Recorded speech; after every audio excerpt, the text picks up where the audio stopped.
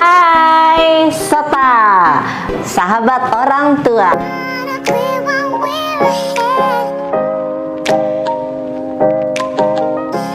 Dia mengalami KDRT. Boleh nggak sih saya buatin komunitas yang bisa membantu para ibu-ibu yang korban KDRT nih? Kemudian tahun berikutnya kasusnya udah mulai bergeser nih ke pelecehan anak. Cuman masalahnya adalah kenapa itu bisa terjadi?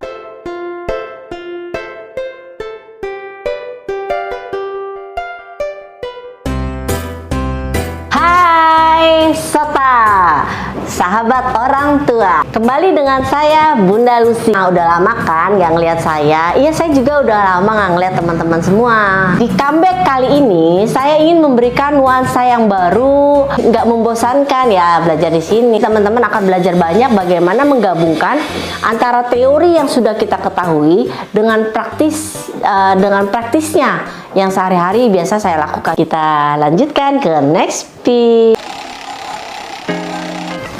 Kita lihat lagi warna. Sekarang pink.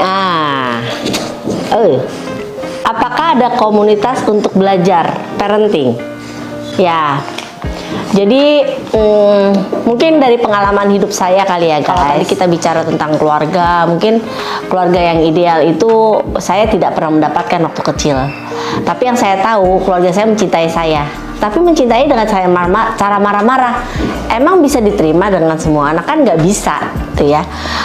Akhirnya semua hal yang terburuk dalam hidup saya sudah pernah saya lakukan gitu sejak saya usia dini. Tapi itu membuat saya tuh jadi merasa bahwa peran orang tua tuh penting banget sih, ya. Buat saya dulu yang kecil kayaknya hidup atau tumbuh dari tanpa kasih sayang orang tua, nggak bisa ngerasain gimana sih rasanya dicintai, itu nggak enak banget guys.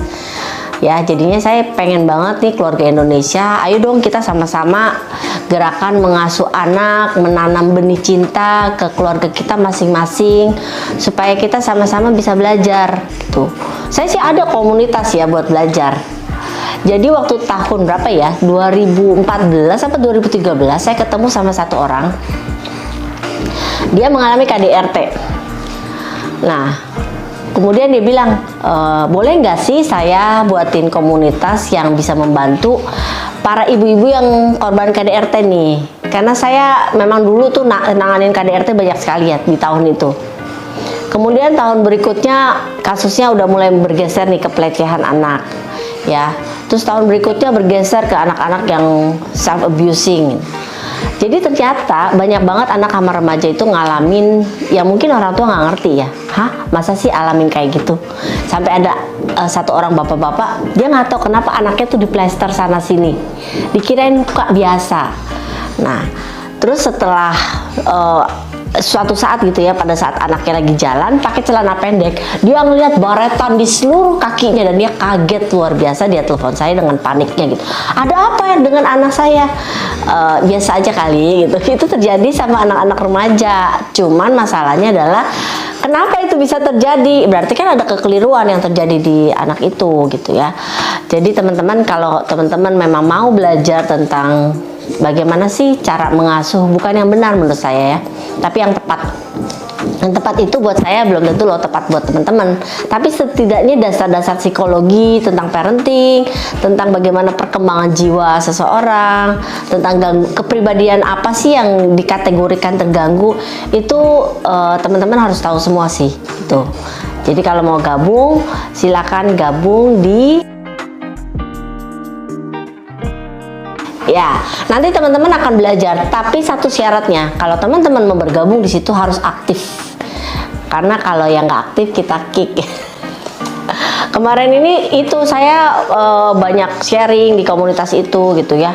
Waktu gelombang pertama itu aktif banget sebelum pandemi khususnya ya. Pada saat pandemi itu mungkin orang sibuk bekerja di rumah, ngurusin anaknya segala macam gitu, dan dia masuk ke grup itu kayak nggak punya nggak punya willingness untuk tahu lebih banyak tentang parenting. Dan itu saya nggak mau, karena saya berbagi buat orang yang memang mau bener-bener sungguh-sungguh mau belajar tentang parenting.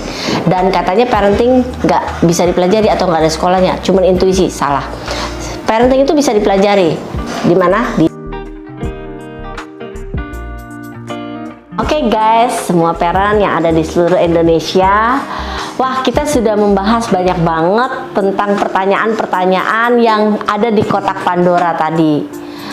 Rasanya ini sudah cukup menolong teman-teman untuk membuka wawasan apa sih sebenarnya yang terjadi di sekeliling saya, di sekeliling teman-teman. Kalau mau diceritain mungkin banyak banget kasusnya, ya boleh juga nanti kapan-kapan kalau teman-teman mau tanya di grup atau di komunitas kami, kalau kayak begini gimana sih, ayo kita buka ruang Zoom bareng-bareng gitu. Kalau ada ruang Zoom lah, ayo gabung supaya kita banyak bahas kasus, karena dengan kasus itu kita jadi pintar. Kalau saya cuma ngasih teori, tapi kan itu nggak sesuai dengan aplikasi yang teman-teman orang tua hadapi di rumah. Itu jadinya kayak mubazir, terus bingung gimana ngolahnya. Makanya ayo kita sama-sama belajar, dan dengan belajar itu kita bertumbuh, dan dengan bertumbuh kita bisa mengusahakan yang terbaik untuk pengasuhan anak-anak kita di masa mendatang.